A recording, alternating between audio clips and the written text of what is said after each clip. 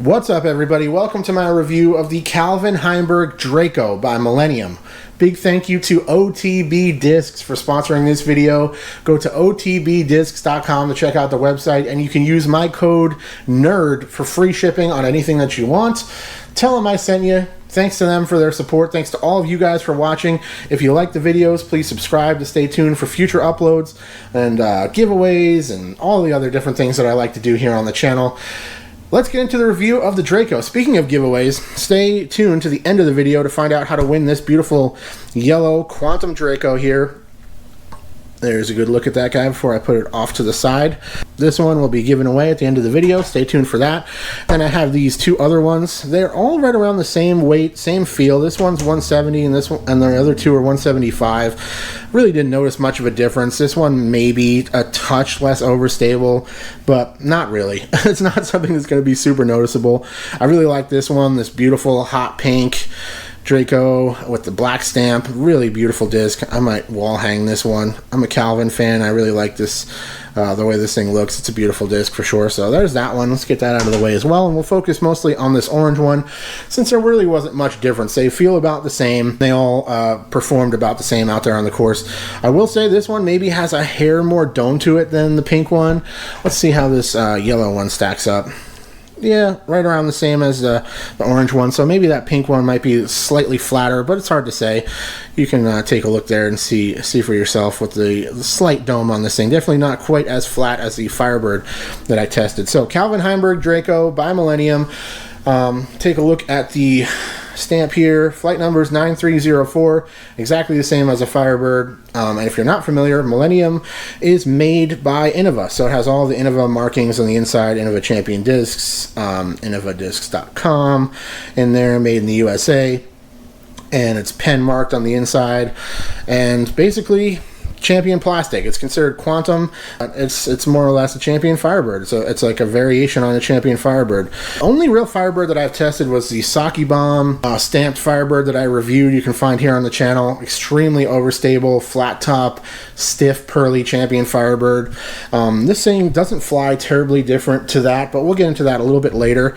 So Millennium. I have not actually reviewed or really thoroughly tested any Millennium plastic over the years, which is kind of strange. They've been around forever. They've been around the whole time that I've been playing disc golf, and the only real Millennium disc I have any kind of like long-term experience with was the EXP1. Way back in the day, my buddy had one of those. It said super fast, super fade, so that's what we called it back in those days. And that was the only Millennium disc I ever really threw. It was some kind of overstable disc. And he ended up losing that a long time ago, and I really don't think I've ever had any Millennium in the bag.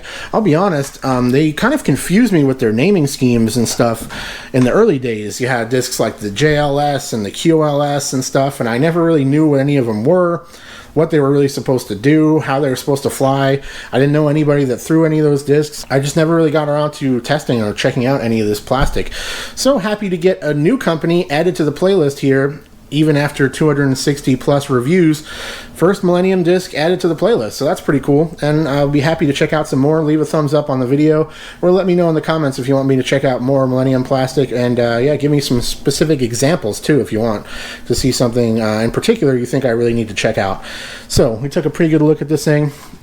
Let's put it up next to some other options. First of all, the most obvious one, which is the only Firebird I still have in stock, which is this dyed Star Firebird. Found this thing out on the course, couldn't find the owner, so I ended up holding on to it for this purpose, to have a Firebird to compare to discs since it's such a classic mold. Here it is next to that. I'm going to put them far away and see if that helps with the focus a little bit, give you an idea of the differences, but there's really not much.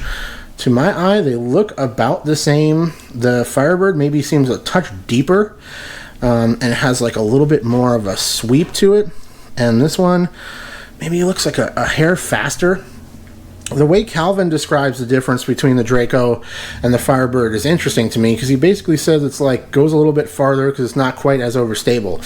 Now, the speeds that Calvin is throwing at are vastly different to me, and definitely still, you know, way different to Andy and James, even though they throw faster than I do. So Basically, Calvin's experience with the disc, not really all that pertinent to the average amateur player, since he's such a crusher, throws so far with such clean, perfect form. One of the best players in the world. I mean, you can make the argument that Calvin's at his best is the best player in the world right now, and I don't think you could really definitively disprove that. So let's put it also next to the Yuli Raptor, give you an idea there. But yeah, as far as Calvin's concerned, he feels like he can get a little bit more distance out of the Draco, and it's a little bit less overstable. We found it to be extremely overstable in our testing, and maybe there's some variance between this run and the runs that he throws. There you can see the Raptor definitely has a different vibe to it. Let me know if you want me to review this Yuli Raptor. I got that one just to support Yuli and put up on my wall, but definitely wouldn't mind getting out in the field and doing some throws if you want to see a review on that particular run of Raptor, even though I've tested and reviewed the regular Z one. So all in all, feel is great. It's a slightly gummy Champion plastic, has a good grippy feel, beautiful colors. It's really durable stuff. I don't think you're going to break this thing in anytime soon. Let's talk about the flight of this thing. You're going to see we tested all three of them pretty equally, and I didn't really notice much of a difference. Maybe that pink one was a tiny bit less overstable, but you're going to see, for me, James, and Andy, this thing is an absolute meat hook. All day overstable, just really, really beefy. And I really didn't notice much of a difference than I did with the flat top, kind of stiff Champion Firebird. Maybe that thing was just a little bit more aggressively overstable and just really wanted to get to the ground. And this thing has like a touch more of distance capability to it than that disc, I would say. So I can understand why that difference then kind of expanded to Calvin's speed difference between me and the guys. I could see where he feels as though he can get this thing up and get it to hold a little flatter before the fade kicks in, but it's always going to be a really overstable disc. And if you guys are amateur players that don't have a huge arm, this thing is going to be all day utility, meat hook, overstable fairway driver. Whatever kind of anhyzer you want to put on this thing, it's going to come out eventually.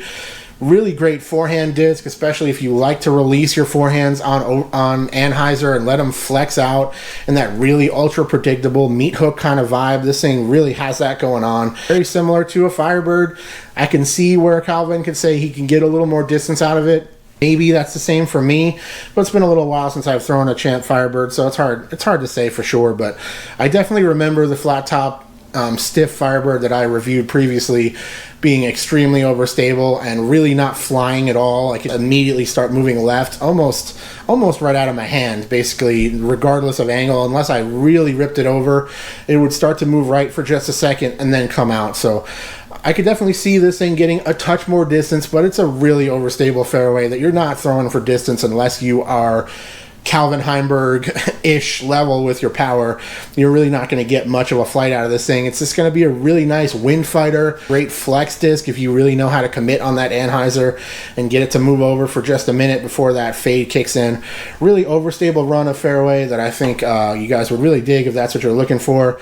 And again, a great anhyzer forehand disc if you have kind of not a terribly confident forehand. You want something that you can chop over on that anhyzer and let it fade out and dump towards the basket. This thing works great. Even on shorter shots, I've noticed that I can use it quite effectively in that way because it's just ultra predictable. That is my review on the Calvin Heimburg Draco. Thank you so much to otbdiscs.com for sponsoring this video. Go to otbdiscs.com and use my code NERD, N-E-R-D, to get free shipping on your order.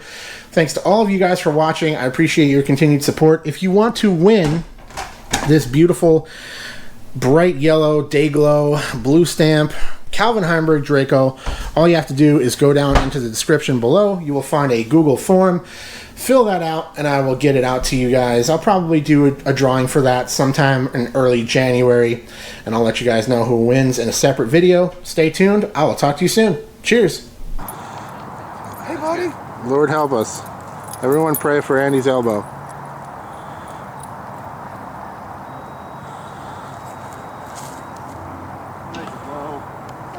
Delete that. Delete your account. Just delete it. Thank you so much for watching, and big thank you to all of my Patreon supporters. If you would like to see your name listed in the credits of all of my videos, go to patreon.com/discgolfnerd.